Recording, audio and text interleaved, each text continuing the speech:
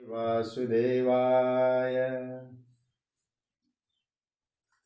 ओम नमः परमहंसाय स्वादितचरणकमलचिन्मकरन्दाय भक्तजनमानसनिवासाय श्रीरामचन्द्राय। वागीशायस्य वदने लक्ष्मीर्यस्य च वक्षसि यस्यास्ते हृदये संवित्तं नृसिंहमहं भजे। कृष्णाय वासुदेवाय हरये परमात्मने प्रणतः क्लेशनाशाय गोविन्दाय नमो नमः। गुरुर्ब्रह्मा गुरुर्विष्णुर्गुरुर्देवो महेश्वरः गुरुः साक्षात् परब्रह्म तस्मै। भगवत प्रेमीजन जो भी इस सत्संग की चर्चा में जुड़े हैं इस विज्ञान के माध्यम से, आप सभी को मेरा वंदन प्रणाम अभिनंदन। राधे राधे, जय श्री कृष्ण। प्रभु कृपा से श्रीमद् भगवद गीता के तीसरे अध्याय का जो कर्मयोग है, उस कर्मयोग पर भगवत कृपा से कुछ चिंतन हम लोग कर रहे हैं। अर्जुन को भगवान ने कर्मयोग की बड़ी सुंदर व्याख्या प्रदान की। कल तक हम जिस सूत्र पे चर्चा कर रहे थे कि श्रीमद् भगवद गीता के तृतीय अध्याय का 8वां श्लोक हो चुका था। 9वें श्लोक में हम लोग प्रवेश कर चुके थे और उसमें कुछ संकेत करके कल की चर्चा को विराम दी गई थी। अब आगे हम लोग चर्चा को बढ़ाते हुए भगवान की पुण्यमयी वाणी का हम लोग स्वाद लें। उस पर संत महापुरुषों के द्वारा जो प्राप्त हुआ उनके जूठन से हम लोग कुछ चिंतन करें। श्रीमद् भगवद गीता के तृतीय अध्याय का 9वां श्लोक। यज्ञार्थात् कर्मणोऽन्यत्र लोकोऽयं कर्म बन्धनः तदर्थं कर्म कौन्तेय मुक्तसंगः समाचर।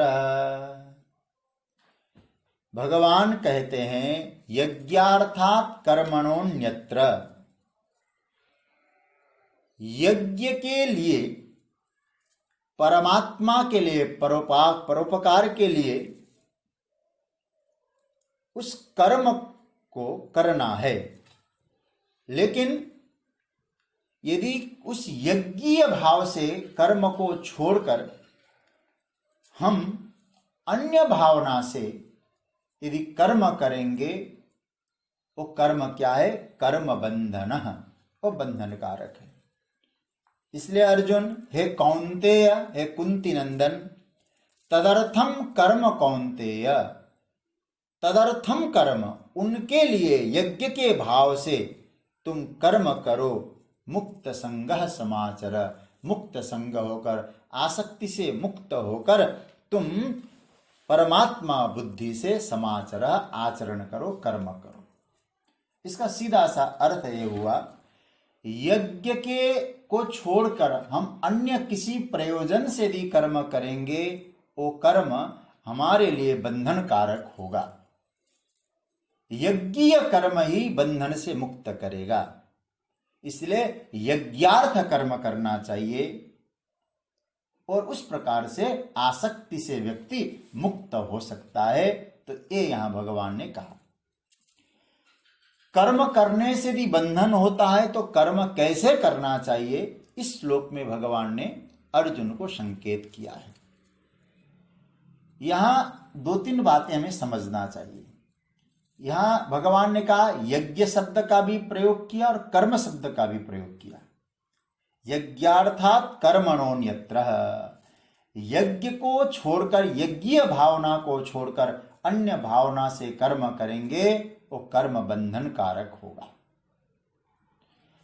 पहले तो हम ये समझ लें, हमारे यहाँ जो कर्म की प्रक्रिया है वो 4 है।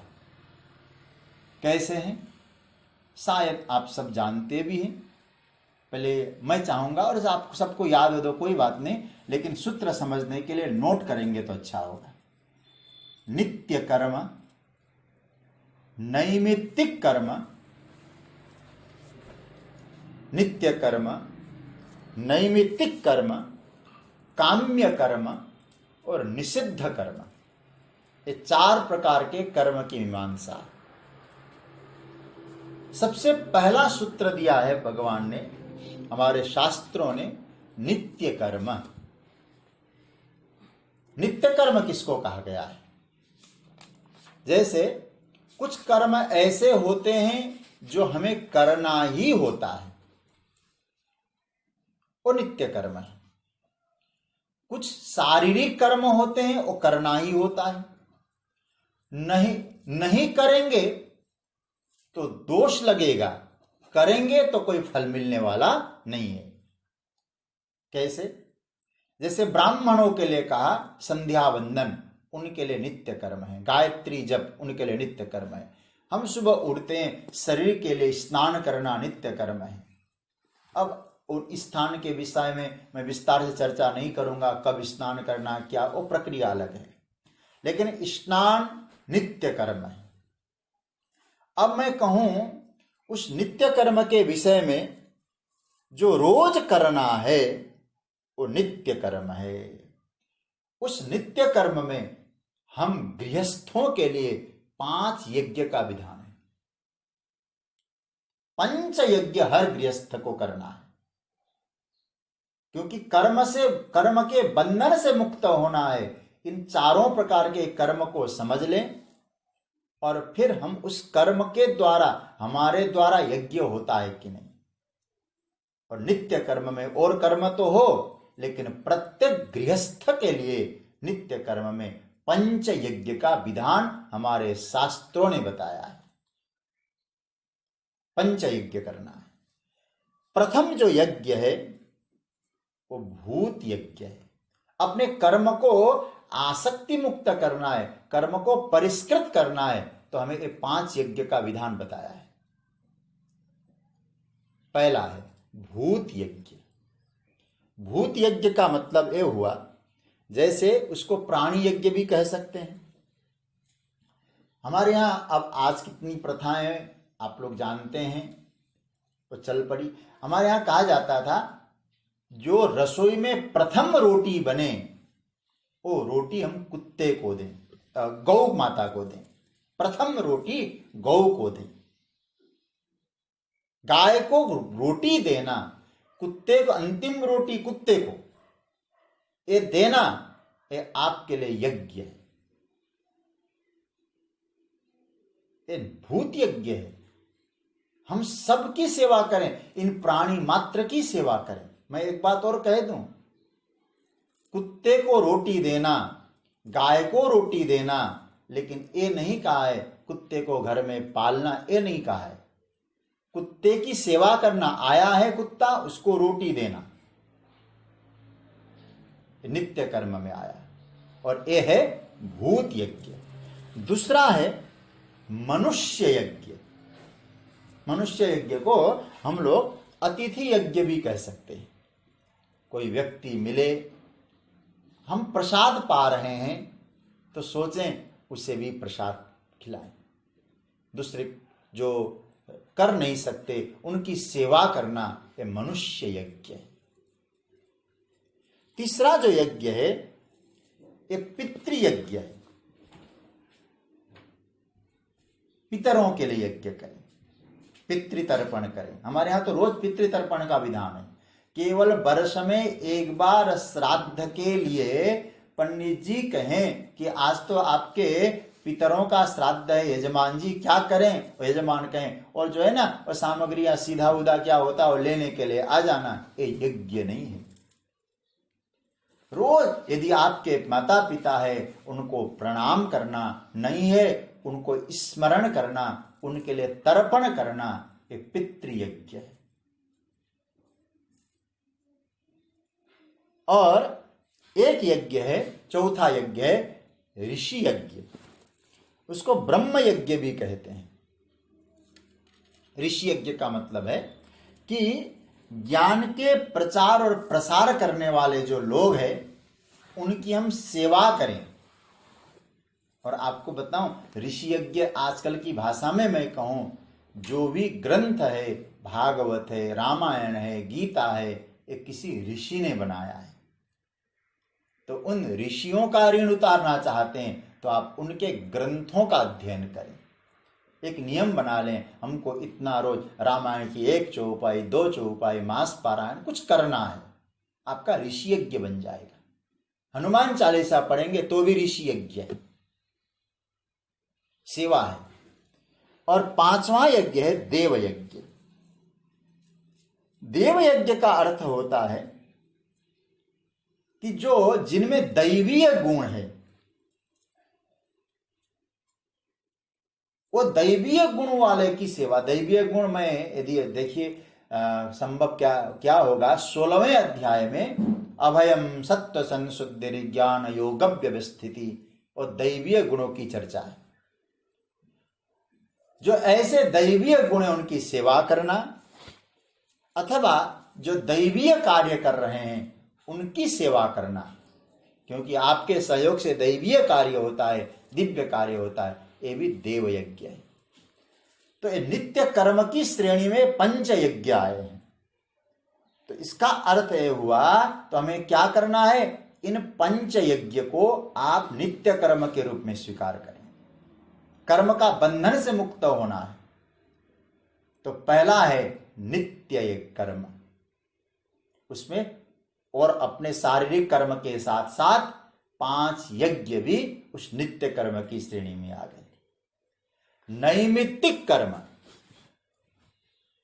नैमित्तिक कर्म का अर्थ होता है आपको परिस्थितियों से कोई कार्य प्राप्त हुआ है।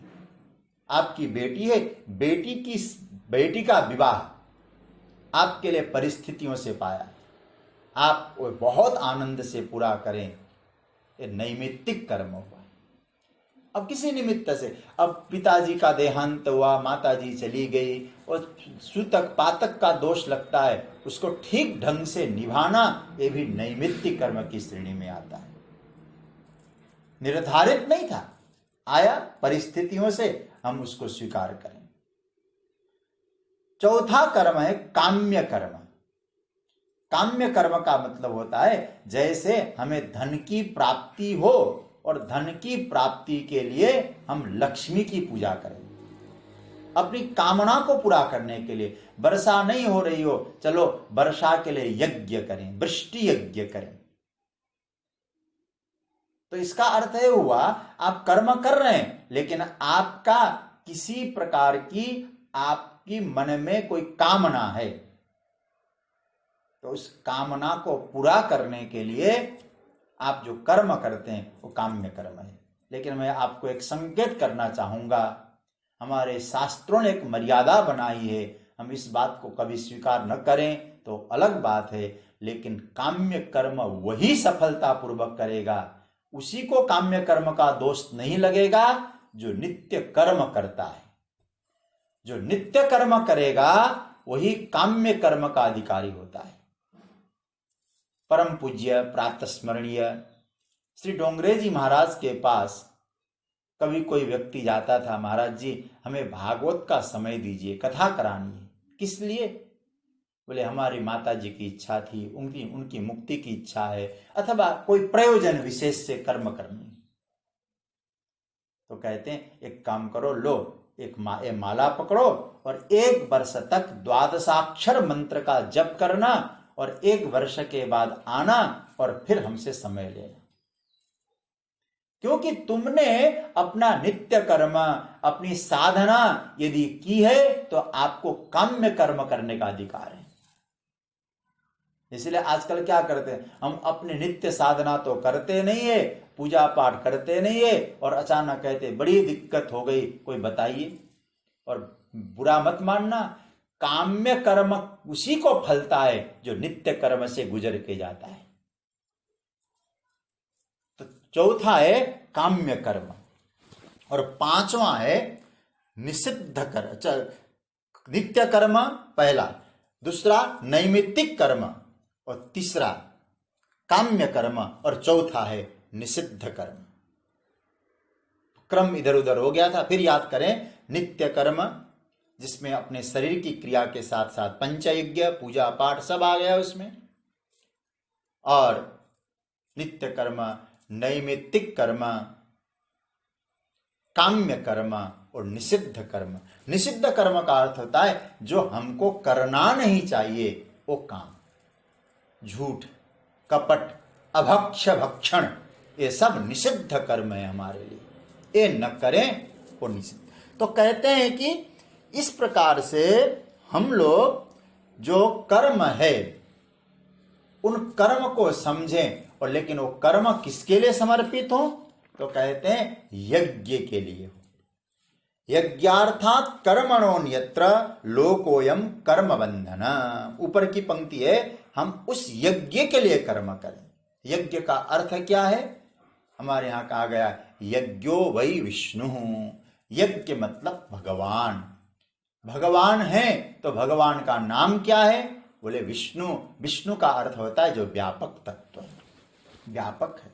इसलिए मैंने एक दिन संकेत में कहा था, विष्णु सहस्त्र नाम में भगवान का प्रथम नाम विश्व है। विश्वम विष्णुर्वसटकार। तो विश्व की सेवा, जरूरतमंद की सेवा, ये आपके लिए ही यज्ञ है। आप काम कर रहे हैं लेकिन दूसरे की सेवा की भावना से कर रहे हैं।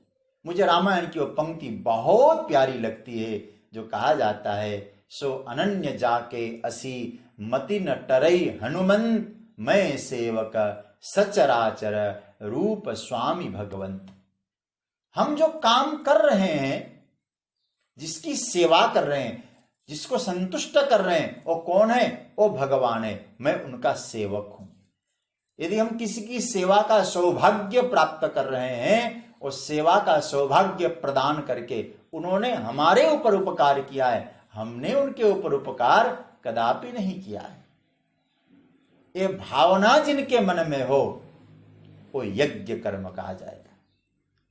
अच्छा, यज्ञ शब्द का बड़ा व्यापक अर्थ है। यज्ञार्थात कर्मणोन्यत्र, व्यापक तत्व की सेवा, विश्व की सेवा, ये भी यज्ञ है। संपत्ति का विकेंद्रीकरण करना, ये भी यज्ञ है। एक जगह हमारी संपत्ति थी, उसको हमने कई जगह वितरित करके दूसरे की सेवा में लगाया, वो भी यज्ञ है। आप लोग श्रीमद् भागवत की कथा श्रवण करते हैं। आप लोगों ने ये भी सुना है कि बराह भगवान ने हिरण्याक्ष का वध किया है। हिरण्याक्ष कौन था? जिसने पृथ्वी को संग्रह करके रखा था। पृथ्वी को संग्रह करना तो पृथ्वी की वस्तुओं को भी संभवतः संग्रह किया था उसने। भगवान ने उसका वध किया। और श्रीमद् भागवत में बराह भगवान को यज्ञ स्वरूप माना गया है। यज्ञ स्वरूप माना गया है। क्या कहा है? जब भगवान बराह प्रकट हुए तो वहां लिखा है यज्ञ स्वरूप भगवान है। परमात्मा की स्तुति भी यज्ञ के रूप में हुआ है।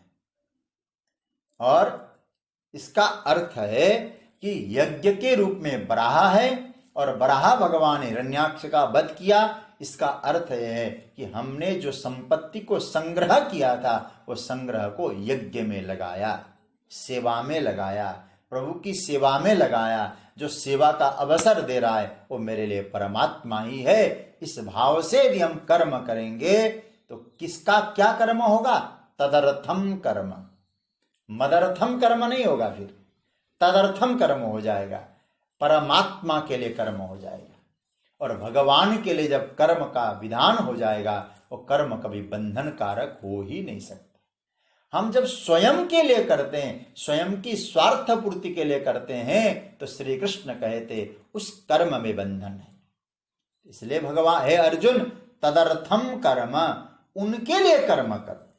किसके लिए कर्म करो? परमात्मा के लिए कर्म करो। तुम्हारे स्वकर्म से परमात्मा प्रसन्न होंगे। तदर्थम, आपने एक कर्म किसका? बोले तेरा है। मैं कुछ करने वाला नहीं, तेरे लिए कर्म कर रहा हूं। और आपने गुरु नानक जी के विषय में सुना होगा, उनके पिताजी बड़े अच्छे व्यापारी थे, सैनिकों को राशन देने का काम करते थे। तो वहां देते समय क्या कहते हैं, तराजू में लेकर 1 किलो 2 किलो जो जो आता था देते जाते थे। तो कहते 1 किलो हुआ तो 1, 2 हुआ तो 2, 3 हुआ तो 3, इस तरह से करते करते जब 12 हुआ, 13 का समय आया तो कहते 13। कहते हैं कि उसी दिन उनके जीवन में क्रांति घट गई। ये 13 क्या? बोले वो 13 है, मेरा तो है नहीं, जो कुछ मैं कर रहा हूं सब तेरा है, केवल कोरी बात नहीं है। तन मन धन सब कुछ है तेरा, तेरा तुझको अर्पण क्या लागे मेरा। ये केवल कोरा सब कोरी शब्दावली नहीं, गोविंद कहते वही तदर्थम कर्म, हम उनके लिए कर्म कर रहे हैं, परमात्मा के लिए कर्म कर रहे हैं। तो ये भाव आ जाए तो आप मुक्त हो जाओगे। इसलिए यह संबोधन क्या कहा है? कौन्तेय, हे कौन्तेय। तुमने जो पहले कहा था कि भाई इन सबको मारूंगा और मैं राजा बन जाऊंगा, तो मेरा राजा बनना कौन देखेगा? क्योंकि तू अब राजा बनना और मुझे कौन देखेगा? एक मदर्थम कर्म है, लेकिन तो धर्म के लिए कर्म कर, और धर्म के लिए जो कर्म होता है तदर्थ कर्म होता है। इसलिए तदर्थम कर्म कौन्तेय, हे कुंती के बेटे। कौन्तेय शब्द का अर्थ है कुंती के पुत्र, और कुंती का संबंध भगवान की बुआ है एक तो, और दूसरा महाभारत में वर्णन आता है जब भगवान शांति दूत बन के गए मां कुंती के, बुआ कुंती के पास, दुर्योधन के पास गए, जब विदा होने लगे कुंती से मिले और कुंती से कहा, हे बुआ मैं पांडवों को क्या संदेश दूं, आपके पुत्रों को मैं क्या संदेश दूं? तो उस समय कुंती ने कहा था, एतद् धनंजयो वाच्यो नित्ययुक्तो युधिष्ठिरः यदर्थम क्षत्रिया सुले तस्य कालो यमागत। जिस दिन के लिए क्षत्राणी गर्भ धारण करती है वो समय हे पांडवों अब आ चुका है। तो युद्ध की प्रेरणा मैंने दी ऐसी बात नहीं, तुम्हारी माता कुंती ने भी कहा था जिस समय के लिए क्षत्राणी गर्भ धारण करती है वो समय आ गया है।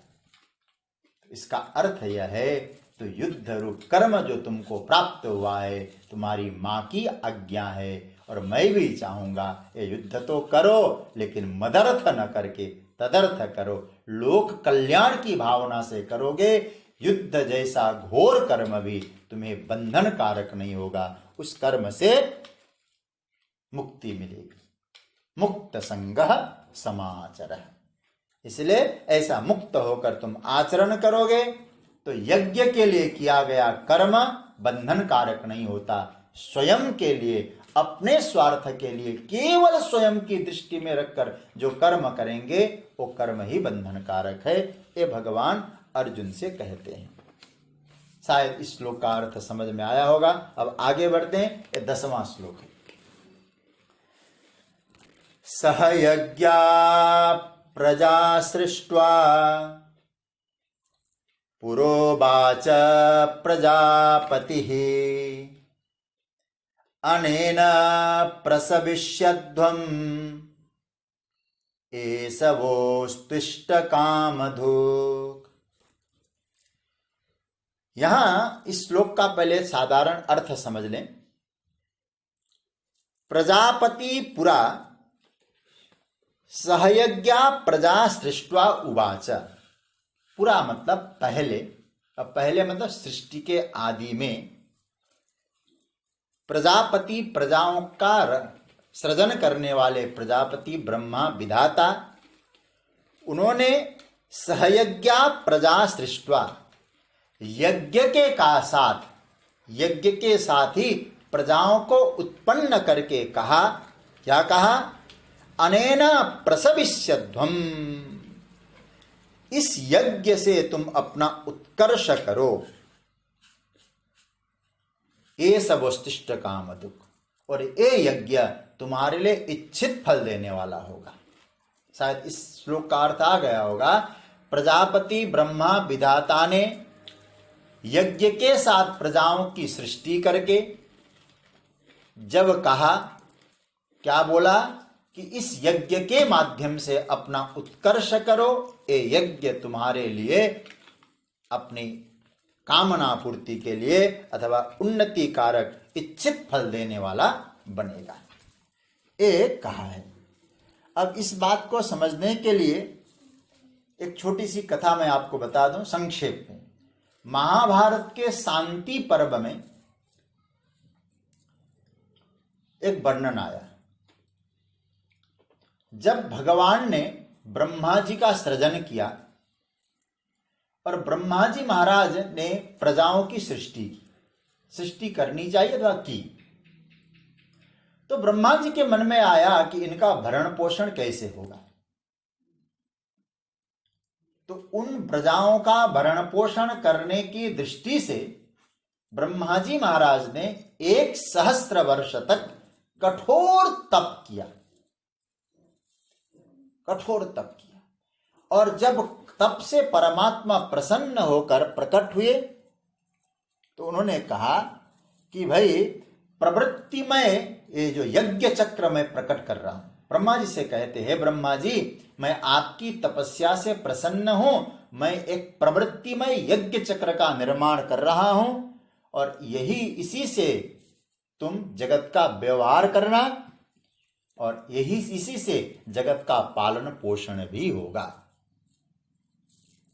मुझे लगता है इस पूरी कथा को भगवान श्री कृष्ण एक श्लोक में कह देते हैं।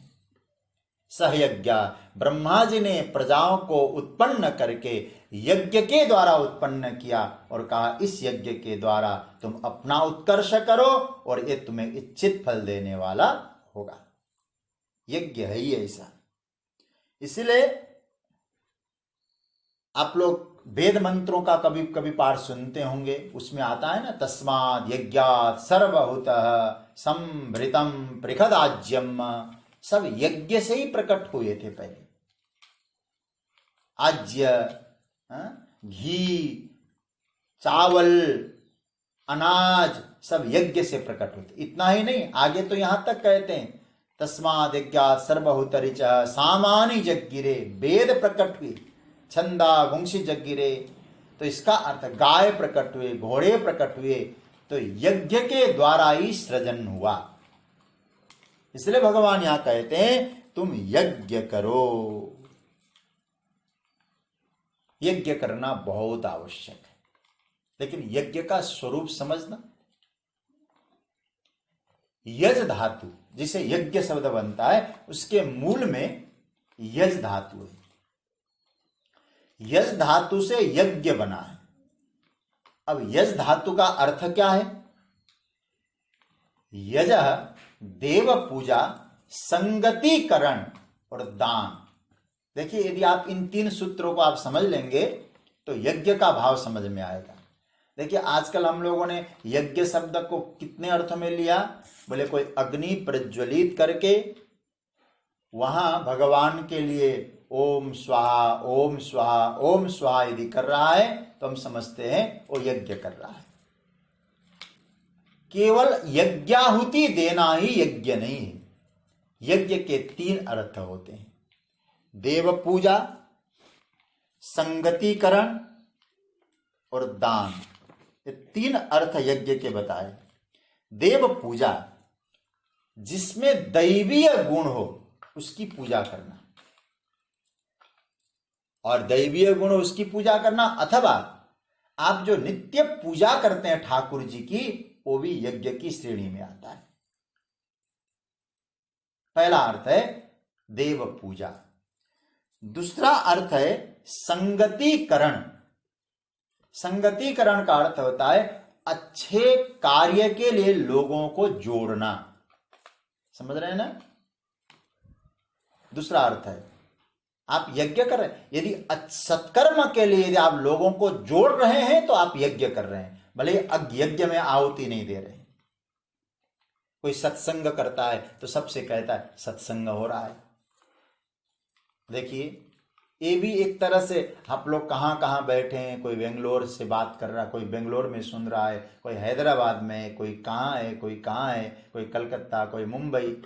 आप तो ये किसी के माध्यम से, मैं केवल माध्यम नहीं हूँ, मैं तो ये कहूँगा, मैं अतिशयोक्ति का प्रयोग नहीं कर रहा हूँ। हमारे कलकत्ता से मनोज जी ने ये मुझे प्रेरित किया और सबको जोड़ने का काम भी किया। तो कहते अब कोई कहे कि जोड़ तो कोई भी सकता है, लोगों को जोड़ने में क्या दिक्कत है। दिल्ली के स्टेडियम में, नेहरू स्टेडियम, किसी स्टेडियम में एक कोई संदेश फैला दे, आज कोई नर्तकी यहां आ रही है, बहुत विश्व प्रसिद्ध नर्तकी, नाचने वाली, और व्हाट्सएप मैसेज दे, और वो किसी प्रकार से बिना फीस के एंट्री, बिना पास के एंट्री मिल रहा है सबको। तो आप विचार करिए, लोगों ने कितने लोगों को जोड़ दिया एक संदेश ने। तो क्या ये यज्ञ है? लेकिन दूसरा अर्थ है यज्ञ का, भैया जोड़ना ही यज्ञ नहीं है, अच्छे कार्य के लिए जोड़ना, सत्कर्म के लिए जोड़ना लोगों को, उसका नाम है यज्ञ।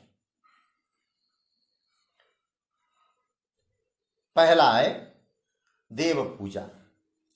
जो अच्छे लोग हैं, सत्कर्मी हैं, सदाचारी हैं, जिनमें दैविक दिव्य गुण है, उनकी सेवा, अच्छे कार्यों के लोगों को जोड़ना।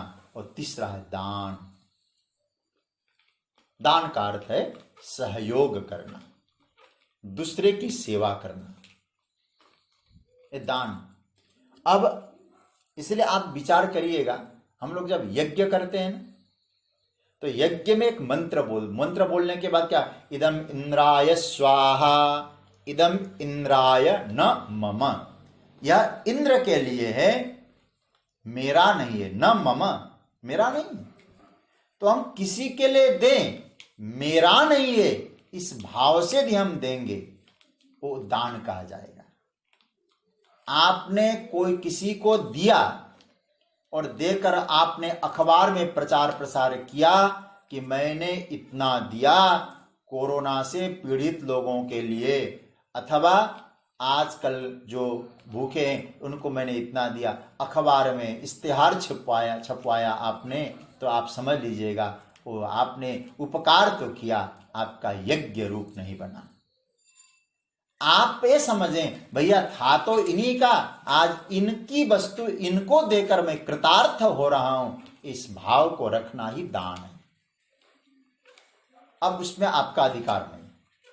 तो इसका अर्थ हुआ देव पूजा, संगतिकरण और दान, मतलब दैवीय गुणों की उपासना करने वालों की सेवा, देव पूजा करना, अच्छे कार्य के लिए लोगों को जोड़ना, और आपके पास जो है उससे दूसरे की सेवा अनासक्त भाव से करना, ये आपके लिए दान, ये यज्ञ है। इसलिए ब्रह्मा जी कहते, मैंने भी तीनों ही कार्य करने के लिए, तीनों ही कार्य के द्वारा, मैंने ये यज्ञ के द्वारा सबका प्रकाश, सबको उत्पन्न किया, इसीलिए उत्पन्न किया था, यज्ञ के द्वारा उत्पन्न किया। तो आप में तीनों गुण आने चाहिए, और इन्हीं तीनों के माध्यम से तुम अपना उन्नति करो। अब देखिए, ऐसा कोई व्यक्ति नहीं है, ऐसा कोई तत्व नहीं जो यज्ञ नहीं कर रहा है।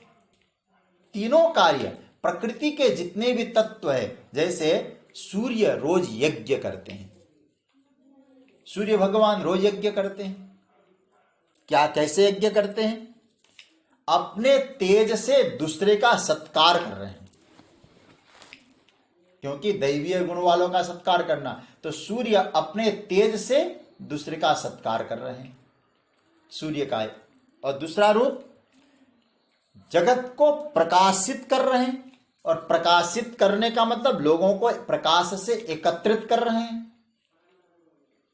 अपनी ऊर्जा का दान कर रहे हैं। प्रकृति तो प्रतिदिन यज्ञ कर रही है, तो ऐसा नहीं, यज्ञ का मतलब जो आपको प्राप्त हुआ है और दूसरे की सेवा में आप लगा सकें, आपके लिए यज्ञ है।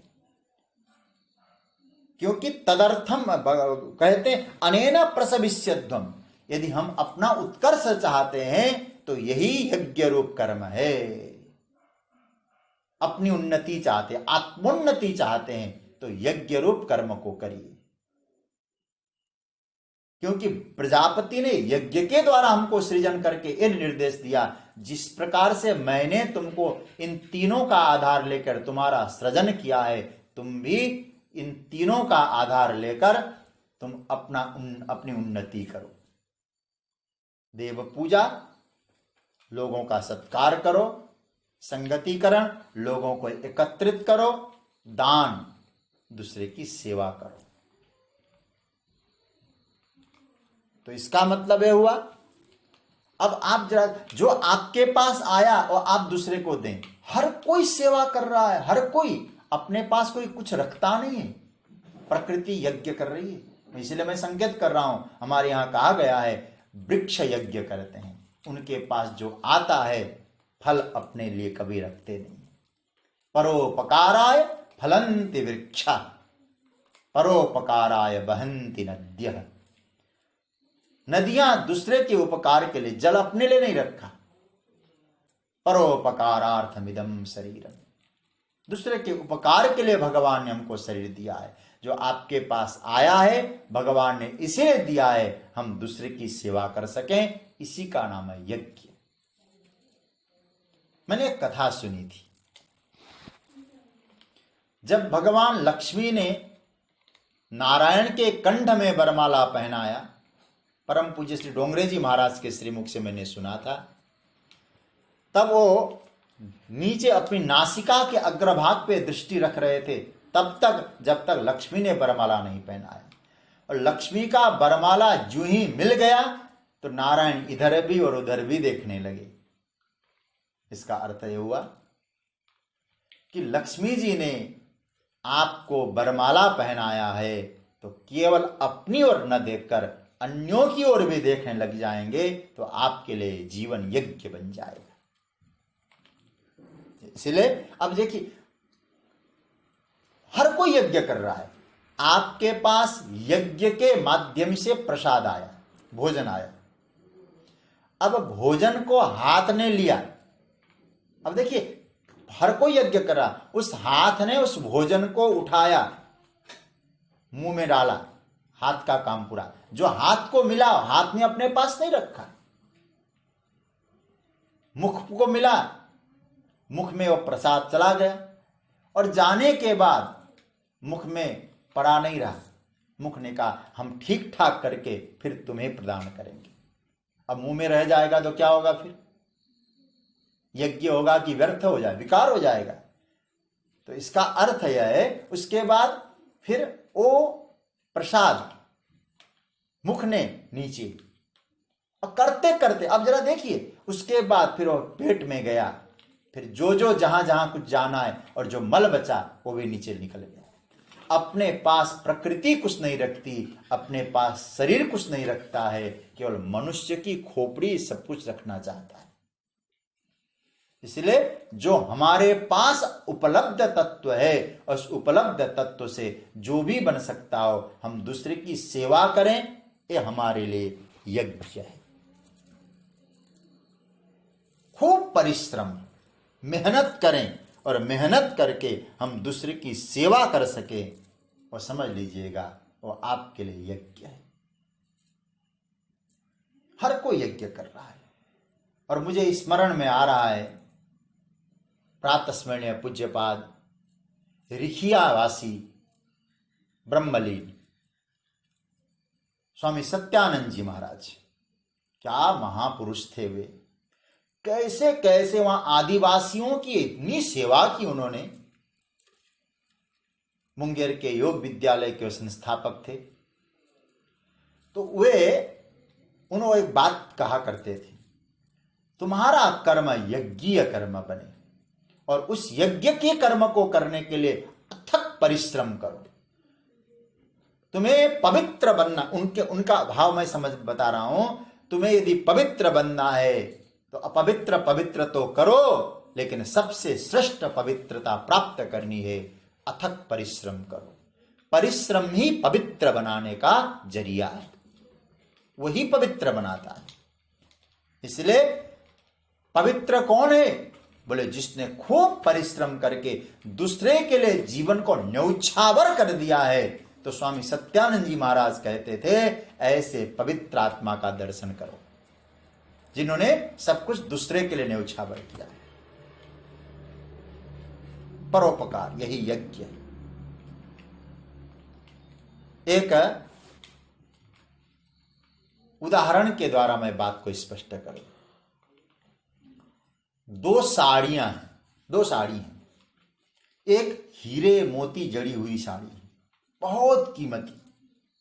एक दूसरी साड़ी है, कुछ फटी भी है, पुरानी है, उसकी तंतुएं भी ढीली ढीली हो रही है, कहीं से कुछ मानो उजड़ भी गया, ऐसा लगता है, फट भी गया हो। और एक व्यक्ति, उससे कहा जाए, भैया ये दोनों साड़ियों को तुम देखो, लेकिन मैं ये कहना चाहता हूं, तुम एक कहो कि ये जो हीरे मोती वाली जो साड़ी है, ये किसी वेश्या की साड़ी है, और ये जो साड़ी है ये तुम्हारी मां की साड़ी है।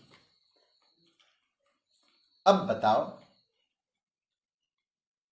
मुख्य बात आपसे कहें, कौन सी साड़ी पवित्र है, कौन सी साड़ी महत्वपूर्ण है?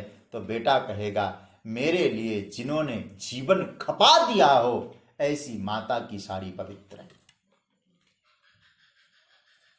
जिन्होंने जीवन मेरे लिए कुछ किया ही नहीं हो, उसके लिए कोई पवित्रता का सवाल ही नहीं है। जिन्होंने सब कुछ मेरे लिए परिश्रम करके खपा दिया हो, वही वास्तविकता यह है, वही श्रेष्ठतम पवित्रता है।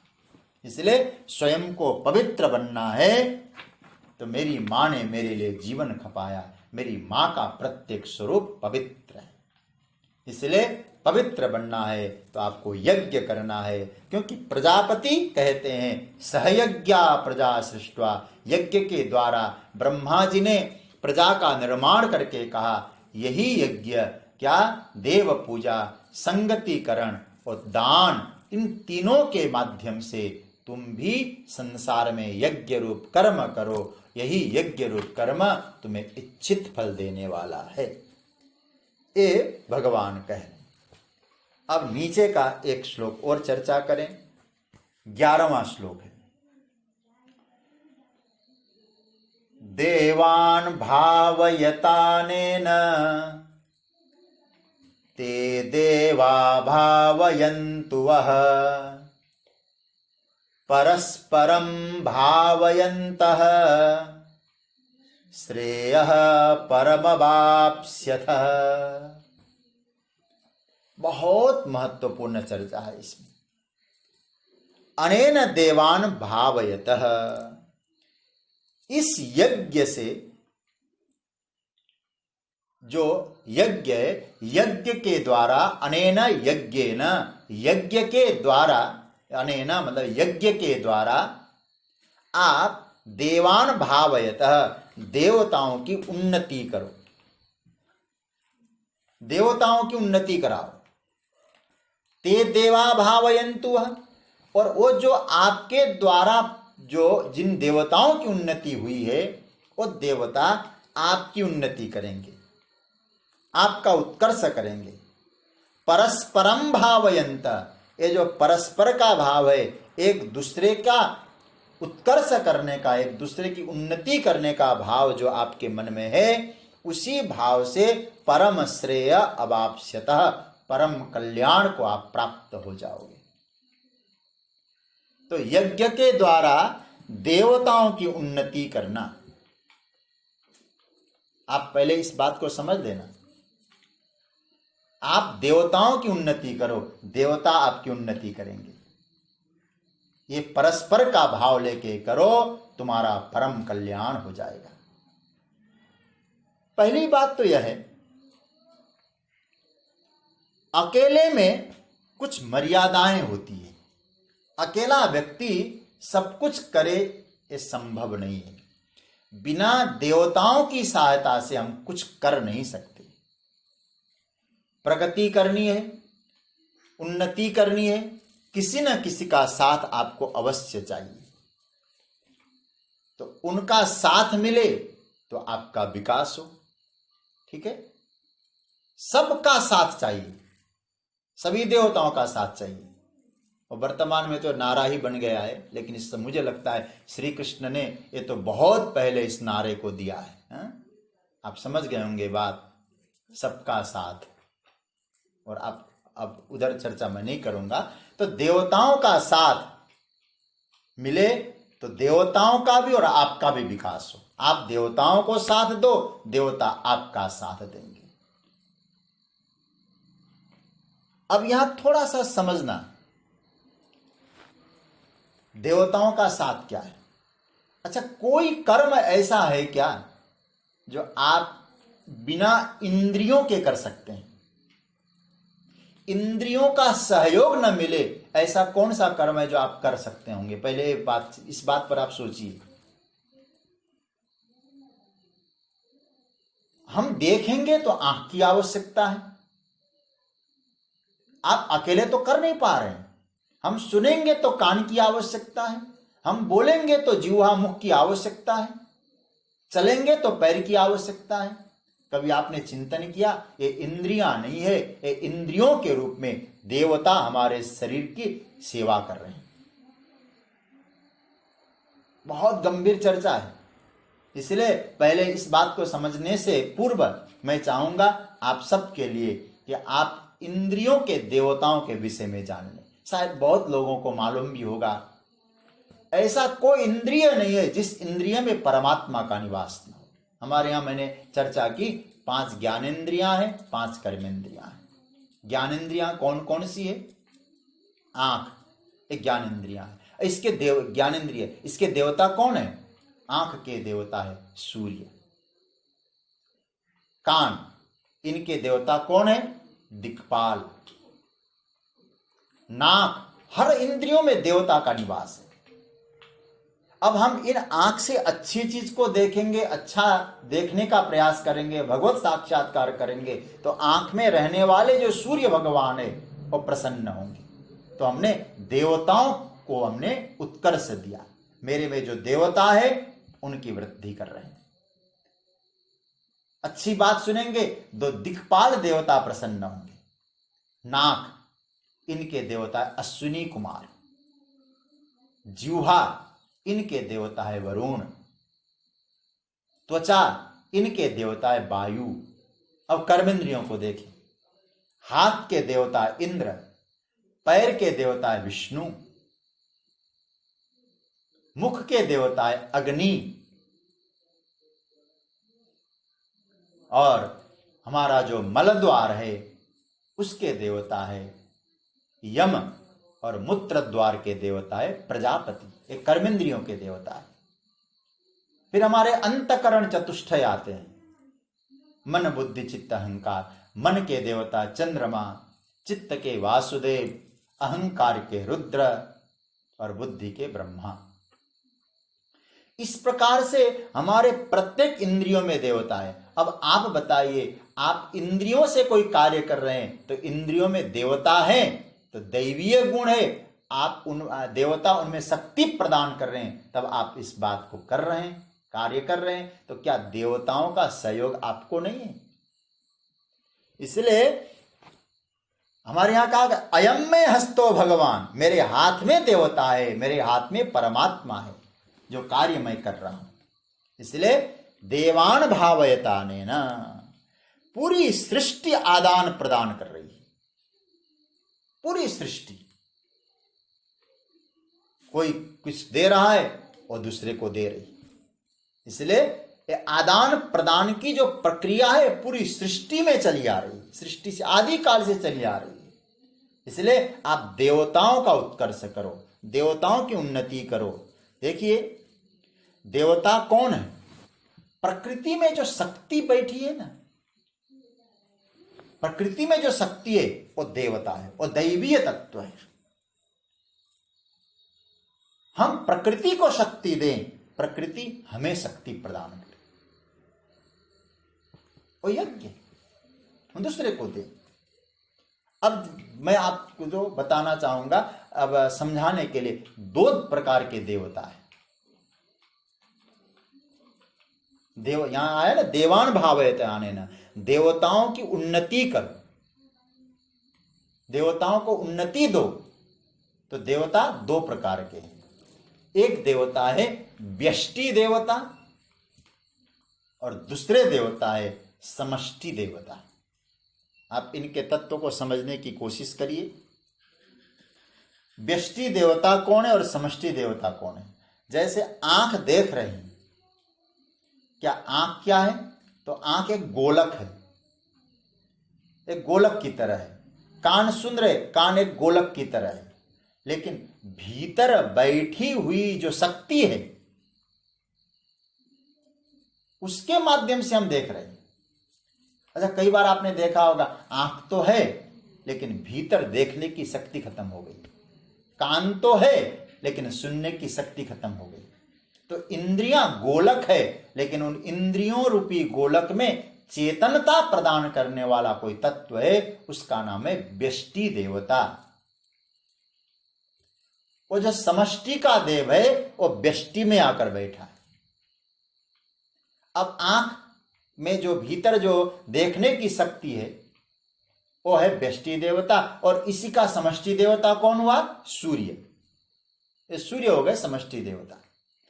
तो समष्टि के जो देवता है, सूर्य हो गए, चंद्र हो गए, वायु हो गए, तो हम देवताओं को बलवान बनाएं, देवताओं की उन्नति करें। और देवताओं की उन्नति कैसे होगी? देखिए, वायु देवता है, आप इसको समझ लीजिए। वायु देवता है तो वायु देवताओं को बढ़ाइए। आप क्या करें? आप यज्ञ हवन करें, हवन का धुआं चारों तरफ जाए, वायुमंडल पवित्र हो जाए। और हम लोग ऐसा न करें,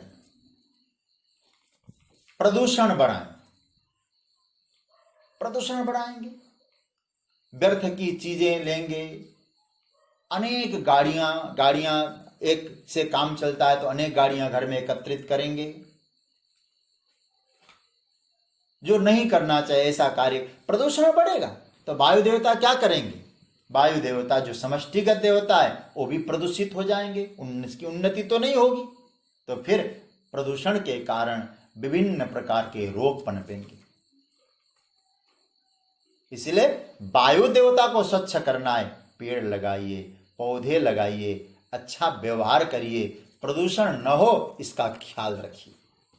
ऐसे जल के देवता है वरुण, वरुण की आवाहन करना है, जल बचाइए।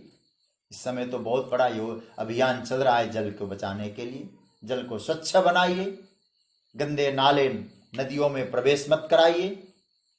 उससे क्या है, जल के जो देवता है वरुण प्रसन्न होंगे, हमको स्वच्छ जल प्रदान करेंगे। वायु देवता प्रसन्न होंगे तो दिव्य हमको वायु प्रदान करेंगे। इसलिए हमें प्रकृति के शक्ति को समझना है। जब हम प्रकृति को नहीं समझते, मेरी बात को आप गलत अर्थ में मत ले जाइए, वर्तमान में जो स्थिति विश्व में महामारी के रूप में प्रकट हुई है, मुझे तो कभी कभी ऐसा भी लगता है ये प्रकृति हमारा कोई प्रतिशोध ले रही है, क्योंकि प्रकृति का हमने बड़ा दोहन किया है। प्रकृति के पूजक बनना चाहिए, प्रकृति के ध्वंसक नहीं बनना चाहिए। और प्रकृति जब अपना प्रकोप दिखाती है तो फिर किसी की दाल नहीं गलती। इसलिए प्रकृति के पूजक बने और प्रकृति में जो दैवीय गुण है, दिव्य शक्तियां हैं, उनकी हम उपासना करें। तुलसी के पौधे लगाएं, हर प्रकार की स्थिति। इसलिए यहां कहा गया है देवान भावयतानेन ते देवा भावयन्तु यः भावयन्तु। इसलिए आप देवताओं के लिए यज्ञ करो, देवता आपके लिए यज्ञ करेंगे, आपका उन्नति करेंगे, हम देवताओं की उन्नति करेंगे। और देखो, देवताओं का तात्पर्य है जो आपको प्राप्त है और दूसरे को दे, भाव पवित्र रखें। प्रकृति में अपार शक्ति है, यदि आप देने की शक्ति विकसित करेंगे, प्रकृति आपका भंडार भर देगी। या श्री कृष्ण कहते अर्जुन कर्म तो करो, दूसरे को देने के भाव से करो, आपको मिलेगा। देखिए एक कथा बहुत प्रसिद्ध, संभवतः आप लोगों ने कभी सुनी होगी। एक बार कुछ दैत्य लोग भगवान के पास गए और वहां जाकर कहने लगे कि प्रभु लगता है आप बड़े पक्षपाती हो, क्यों माल जो है जो कुछ आता है सब देवताओं को ही देते हो, हम तो यूं ही रह जाते, हमारी सेवा कुछ नहीं करेंगे आप। तब भगवान ने कहा भैया मैं तो कोई भेद नहीं करता हूं, लेकिन नहीं हमारे आप भेद करते हैं तो आप हमें कुछ विशेष दें। उन्नति उनकी हो रही है, हम तो अधोपतन में जा रहे हैं। तो भगवान ने कहा ठीक है भाई, एक काम करते हैं फिर, आज मैं दोनों को भोजन कराऊंगा, और याद रखना पहले फर्स्ट प्रायोरिटी आपकी है, क्योंकि आपने कहा है और दोनों के लिए मैं व्यवस्था करूंगा, पहले आप लोगों की पंगत को जिमाऊंगा, लेकिन भोजन बहुत दिव्य भोजन परोसूंगा, किंतु याद रखना सबके हाथ किसी लकड़ी के द्वारा हम बांध देंगे जिससे कि हाथ मुड़ न पाए, या बांध देंगे, हाथ की कोहनी ऐसे मुड़ेगी नहीं, ठीक है।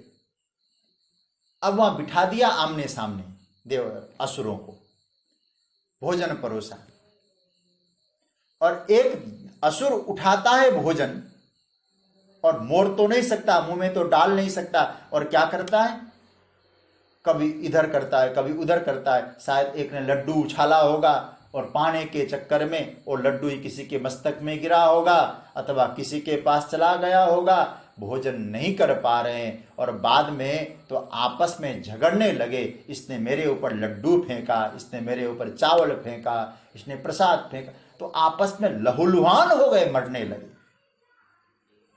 भगवान ने कहा हो गया तुम्हारा भोजन? बोले हाँ। फिर देवताओं को बिठाया, उसी तरह से उनके हाथ बांध दिए, मुड़ नहीं सकते, भोजन तो उठा लेते हैं, पा नहीं सकते थे। देवताओं ने क्या काम किया, सामने की पंगत में जो बैठा है उसके लिए भोजन उठाया और भोजन उसको खिलाया, उसने भोजन उठाया इसको खिलाया। यही परस्पर भाव है, हम उसको दें वे हमको दें, उसका भी पेट भरे हमारा भी पेट भरे, और जो देंगे वो मिलेगा, ये सृष्टि का नियम है। इसलिए भगवान कहते हैं परस्परम भावयन्तः श्रेयः परमवाप्स्यथ। यदि अपना कल्याण चाहते हैं, परम कल्याण चाहते हैं, परस्पर का भाव होना चाहिए। इसका अर्थ यह है जो केवल अपने लिए खाता है, दूसरे को देने की इच्छा नहीं करता है, वो असुर है, अपने हाथ से दूसरे को खिलाता है, वो देवता है।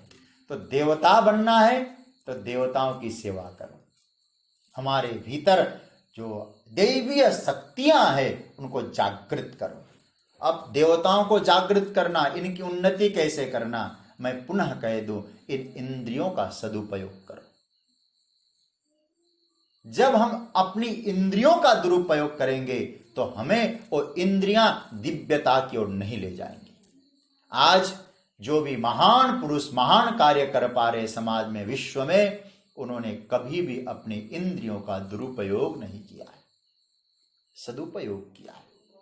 इंद्रियों का दुरुपयोग करने वाला असुर है और इंद्रियों का सदुपयोग करने वाला देवता है। आंख का सदुपयोग करो, कान का सदुपयोग करो, वाणी का सदुपयोग करो, व्यवहार का सदुपयोग करो। जो सदुपयोग करके दूसरे की कल्याण के लिए सोचता है, दैवी वृत्तियां प्रकट होती है उसके लिए, प्रकृति उसको देती है। एक अंतिम में एक छोटा सा और भाव दूं आपको, लेकिन भावना पवित्र रख के प्रकृति का उपयोग करो, इंद्रियों का सदुपयोग करो, पवित्र भावना हो, प्रकृति खूब देगी आपको। एक बार एक राजा कहीं यात्रा के लिए निकला, एक किसान का खेत, उसमें गन्ने बोए थे, तो एक किसान के खेत में रुक, अरे तुम्हारे यहाँ तो गन्ना बहुत है। बोले हाँ, हमारे लिए तो सब कुछ चाहिए, खूब प्रेम से सेवा करते हैं, जो आता है उसको खिलाते हैं। राजा साहब, मेरी इच्छा है आप भी थोड़ा गन्ना ले लें। बड़ी निष्ठा से सेवा करता था। बोले हाँ। और जैसे ही वो व्यक्ति गन्ने के खेत से गन्ना लेके आया, राजा साहब से कहा इस गन्ने में रस है, राजा साहब गन्ना ले लीजिए। और महाराज जैसे गन्ना उसको दिया, रस टपकने लगा, रस भी अमृत सरीखा। इतना, अरे खाली ही न हो, उस गन्ने से रस टपक रहा है। अत्यधिक आनंद की अनुभूति होने लगी। खूब पिया। राजा को लगा इतना स्वादिष्ट और इतना रस इसमें, इसका मतलब है इन गन्नों की कीमत कितनी होगी, इसका खेत कितना है, खेत का दायरा कितना है। इसका अर्थ ये हुआ कि ये जो है खेत में जितने गन्ने हैं, जितने गन्ने का दायरा है, उसके अनुसार तो मुझे तो टैक्स बहुत थोड़ा ही देता है। कोई उपाय करना पड़ेगा, अवश्य ही इसमें टैक्स में बढ़ोतरी करनी पड़ेगी, क्योंकि ये तो लूटता है हमसे। तो तब तक भाव ये आया और वहां जाके कहा, राजा साहब मैं गन्ना और ले आऊं? उसने कहा ले आओ। और जैसे वो गन्ना ले आया, राजा को दिया, अब इस गन्ना को पाई पाइए, चूसिए। और जैसे गन्ना दिया, कहते एक बूंद रस उस गन्ने से नहीं आया। पहले तो उस किसान के प्रति भाव अच्छा था तो उसने खूब रस पाया, लेकिन अब भाव बदल गया तो रस खत्म हो गया। सज्जनों, प्रकृति हमें खूब रस बरसा करती है, ये इंद्रियां हमारे लिए खूब रस बर्षण करते हैं, लेकिन हमारे भाव में पवित्रता आनी चाहिए। इसलिए भावयंत शब्द का प्रयोग किया है। परस्परम भावयंत, विचार करना। देखिए, भावयंत शब्द के 3 अर्थ होते हैं। विचार करना, मिलना, शुद्ध करना। विचार करो, प्रकृति ने हमको क्या दिया है, हम उन्हें क्या दें। और दूसरा, उस प्रकृति से मिलने की कोशिश करो, इतनी घनिष्ठता प्रकृति से हो जाए। मैंने ग्रंथ पढ़ा था, उसमें लिखा था जब चरक औषधियों का निर्माण करने के लिए वनस्पतियों के पास जाते थे तो वनस्पतियों से वार्तालाप करते थे। इतनी तल्लीनता होती थी, और वनस्पतियां कह देते थे मैं इस औषधि की, इस रोग की औषधि हूं। विचार करना, मिलना, और मिलने के बाद उस प्रकृति को शुद्ध करना। भावयंत के 3 अर्थ होते हैं। विचार करिए, उनसे मिलिए और उनको शुद्ध करिए, तो वो भी आपके लिए विचार करेंगे, आपसे मिलेंगे और आपको शुद्ध करेंगे। यही जीवन का यज्ञ है। और उसके बाद ये परस्पर का भाव जब आएगा तो आप देवता बन जाओगे, क्योंकि देवताओं की कृपा होगी तो आप भी देवता बन जाओगे। और देवता बनने के लिए कौन कौन से गुण आने चाहिए? हमारे शास्त्रों ने दिव धातु में उससे जिससे देवता शब्द बनता है उसमें 10 गुणों की चर्चा की है। तो देवताओं में 10 गुण है, और ये 10 गुण आप में है तो आपकी वृत्ति भी दैवी वृत्ति है। इसलिए उन 10 गुणों की चर्चा, जो देवता है या शब्द का प्रयोग किया, और 10 गुण हो, आप भी देवत्व बन सकते हैं। तो आज की चर्चा इतनी ही। आप सब ने प्रेम से सुना, पुनः कह दो कोई जिज्ञासा हो। मुझे बहुत अच्छा लग रहा है, आप लोग को प्रेम से अपनी जिज्ञासाएं भेज रहे हैं व्हाट्सएप के माध्यम से, फोन करके, और किसी का दे पा रहा हूँ। बहुत सारी जिज्ञासा आ रही है, और कभी समय मिलता है दे पाता हूँ, किसी का नहीं पा रहा हूँ। तो आप लोग अन्यथा न लें, लेकिन हमसे संपर्क बनाए रखें, तो कोई न कोई जिज्ञासा भेजते रहें। आप सबने सुना, बहुत बहुत साधुवाद। ओम शांति शांति शांति। ओम प्रणाम प्रणाम प्रणाम प्रणाम प्रणाम प्रणाम प्रणाम। राधे राधे राधे। प्रणाम प्रणाम प्रणाम।